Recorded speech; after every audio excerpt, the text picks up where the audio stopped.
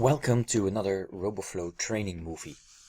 In this movie we are going to show how to work with regular expressions. The purpose of this workflow is a HotFolder workflow, which means that this workflow will be watching a predefined folder, the HotFolder, and any files dropped in that folder will automatically be processed. The additional functionality I added to this workflow in the action script is that it will copy the file to a target folder and it will catalog the file, and then it will look at the file name, and depending on the file name it will set some extra metadata.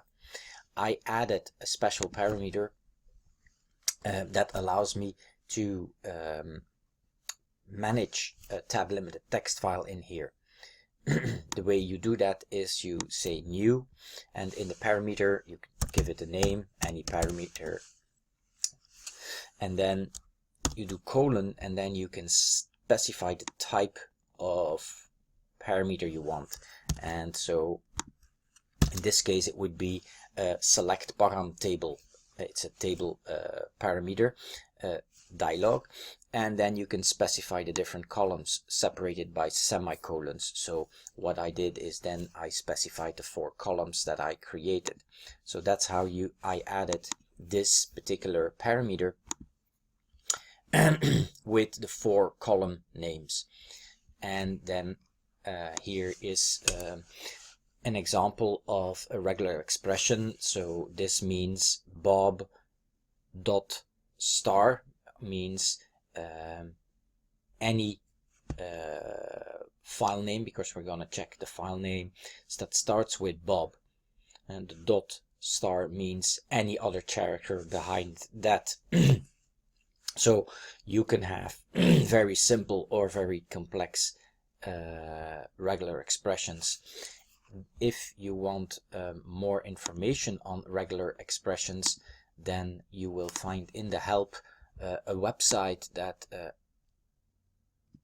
explains a lot about regular expressions, because it is not using just any type of regular expressions, it uses the Java regular expressions. So you can always go to this website and you will find a very comprehensive tutorial on how you can use regular expressions. So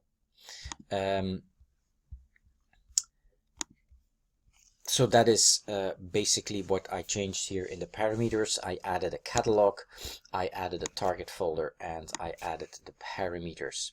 What we're going to do now is in the action script, the first thing I do is when the workflow starts, when the script is executed, is that I test if this is the first item being file in this case, because it's a HotFolder workflow, is being processed. So is this the first item? If yes, then I'm doing some stuff. One of the things is that I'm storing the parameter file that I created and the parameters as a file. So remember, when you're using actions expect objects to be in a certain format. So here I'm storing a path, and this path comes from the parameter file parameter. Everything I could hardcode specify this path here, but then whenever this might change, you would have to go into your script to figure out what or where to change it, while usually I try to keep anything that could change in the parameters tab, and then just call it, load it with this tag instruction. What I'm saying here is get me that parameter file, which is in my workflow folder, and store it as a file object. And then the next thing I do is I'm reading, storing that text file as a tab delimited table in memory. And so kind of like an Excel sheet, rows and columns. I'm saying that it is sorted, which means that it will make sure that all the rows are executed in the same way. And then it stores that under the name params. I'm prefixing this with global because anything that you create in this action script is normally only available in this action script for this one item, because I don't want to go and read that parameter file over and over again for each file that is dropped in here. I'm when the first item is being processed, I'm reading it, putting it in the memory of this script, but I'm putting it in the global memory so it is kept alive for every other item that is being processed afterwards in this loop. And then I do the same thing for the catalog. Again, I could have specified, selected the catalog for which I'm working here, but as you saw, I added that also here to the parameters. So instead of hard coding it here inside, I am using this one. Then this section is only executed once when per loop, when it is processing the files, and when the loop is done, when it has processed the last file, and when it is just processing the last file, it will at the end close the catalog. So that's a little bit more efficient than opening and closing for every file that is dropped in the catalog. It works just as well without the if test here, but it does a lot of useless opening and closing of the catalog and reading the text file if you don't put this in. What I do then is I store the path of the target folder.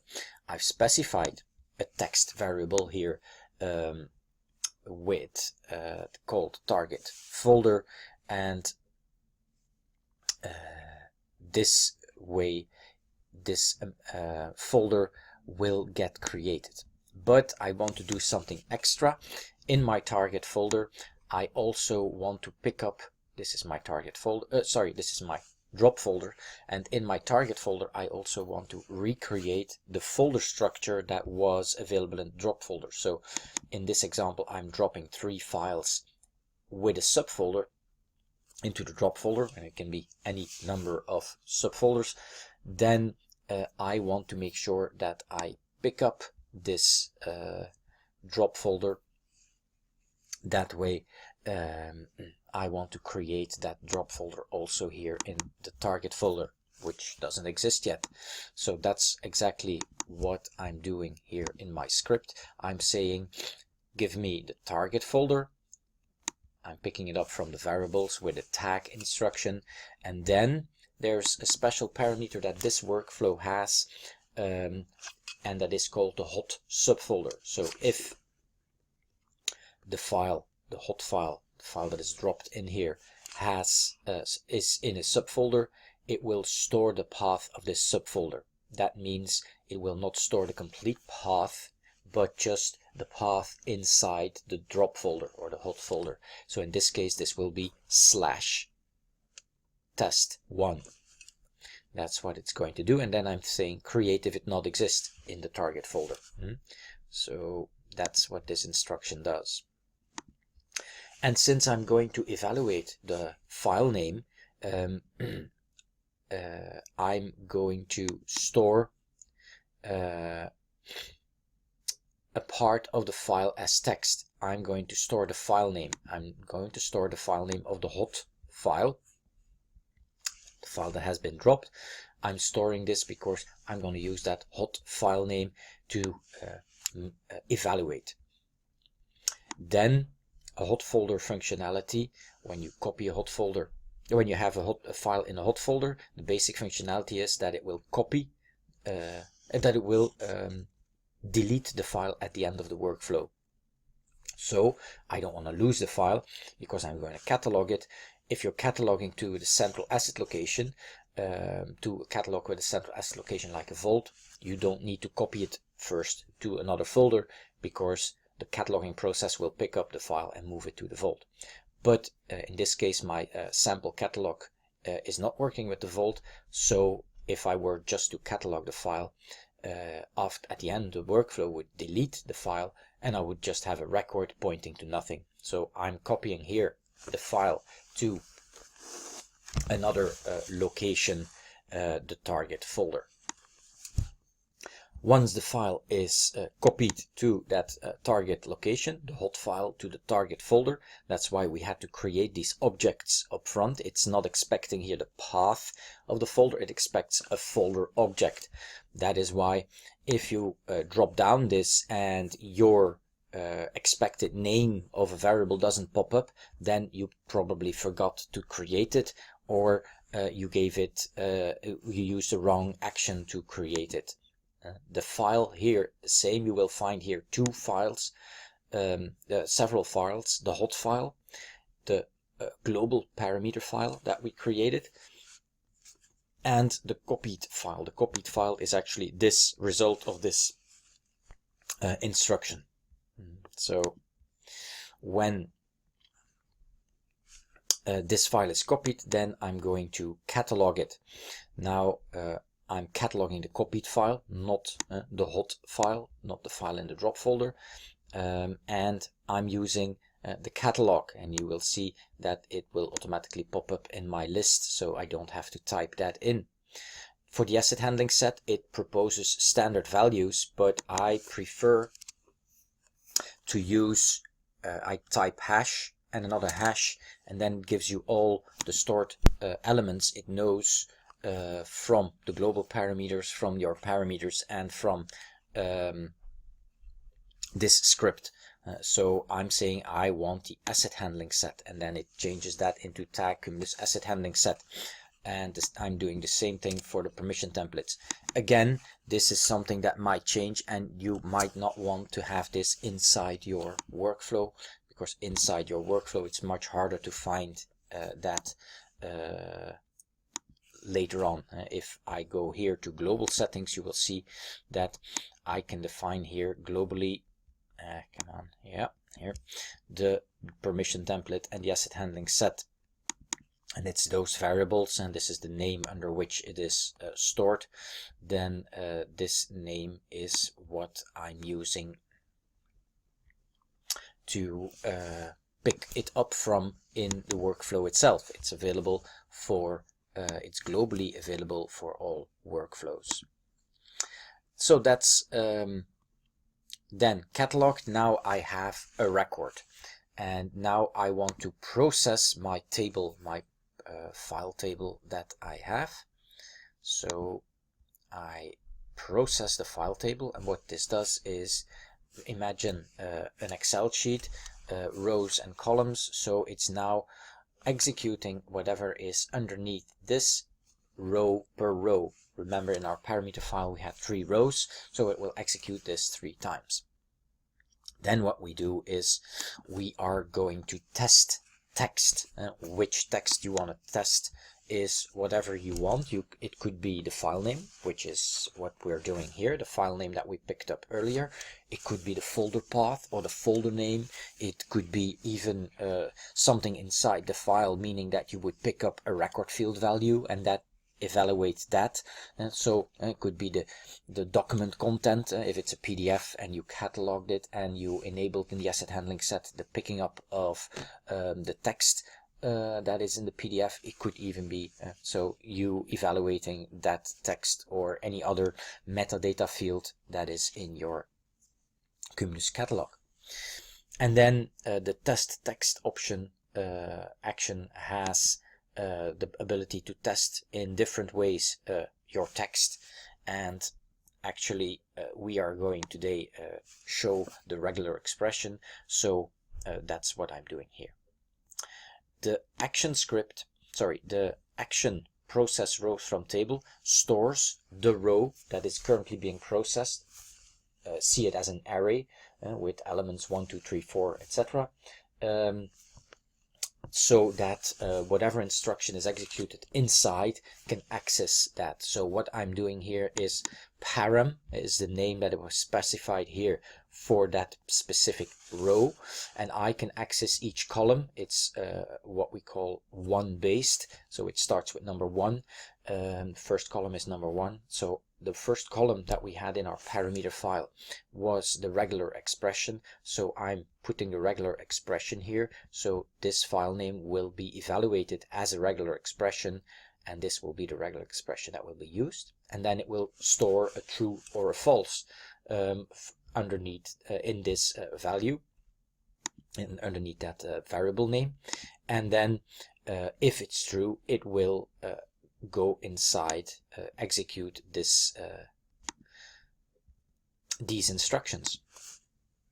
Now I hard-coded 3 fields. That too could be something that you prefer to put maybe in a parameter here, so that's your choice. And then another trick could be that you put it as the first row in your parameter file, and so that is also an option. And then you could go and pick that up and use that. So here I'm using set record field value. So what am I setting? I'm saying the record. I was just able to select it because the catalog instruction created a record. And then the notes field again. So I hardcode here now the name of the notes field, but you could just as well pick that also up from the parameters, where you could create a variables, something like field 1, field 2, field 3, and then you specify here hash tag field 1, etc, etc. Here I'm picking up the regular expression from, the value from column 2.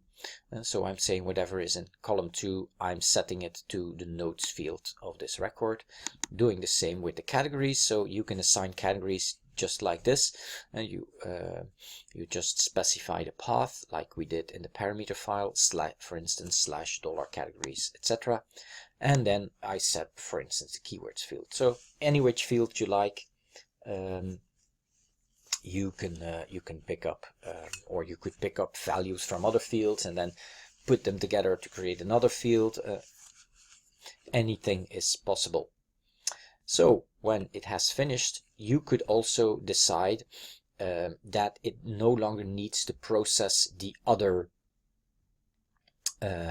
rows. So if you're saying, okay, I found what I'm looking for, the way it is now, it will look through every row. But you could also say, no, I found in the parameter file which regular expression is compliant. So then I will exit my loop. So you have an exit current loop process, a break like we often call it in many program languages. So I'm exiting the current loop, and I'm here in this process loop. So then I'm stopping when at the first entry that I find that is compliant, that is evaluating true for my regular expression. The reason for that is that you could also set up a default value here, and you could say, okay, in case in the last item I could say new, and in case you don't find anything, if I say any character here, then regular expression will always evaluate true. I say unknown. I could just say I want this to be an unknown assignment. So in my script I could also test if there's a value to set. So you could decide that if I leave this blank, that I should not set the value to blank, but just not set the value. So here /categories, and I could say unknown, just like that.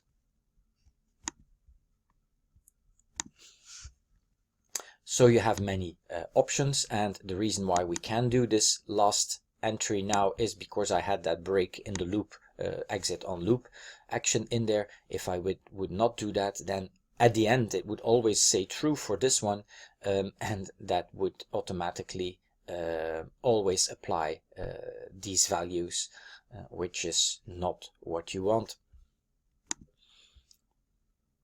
Let's run the workflow. So let's run the workflow.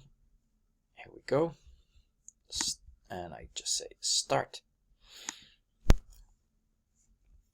So we will see here in the drop folder, if I look at the target folder, that it now will create here that subfolder, and then once that is created, it will automatically, and I made a mistake here, you can see it's target folder test, so there needs to be a slash in my folder.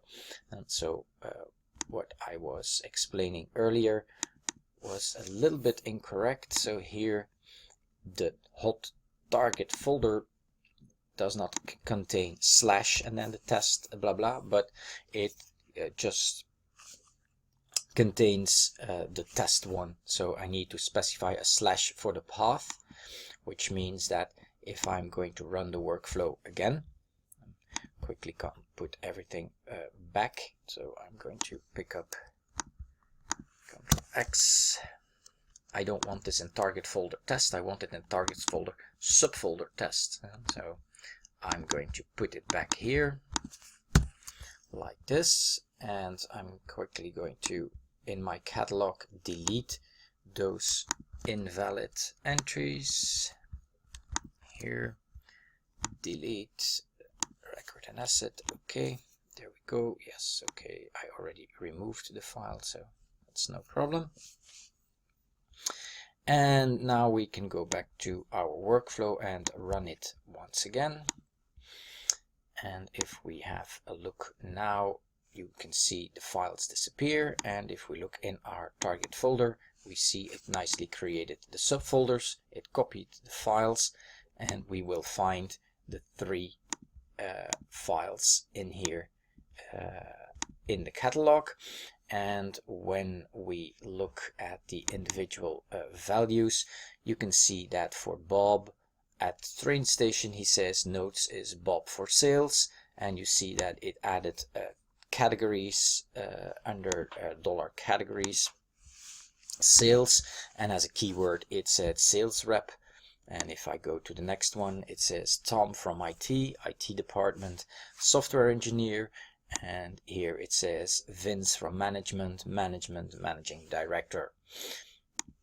So this was another example of a Roboflow workflow. As I said, you can evaluate that regulator expression on any part of the things that you like to find, but this way you now have an example of how to do that. Thank you for joining.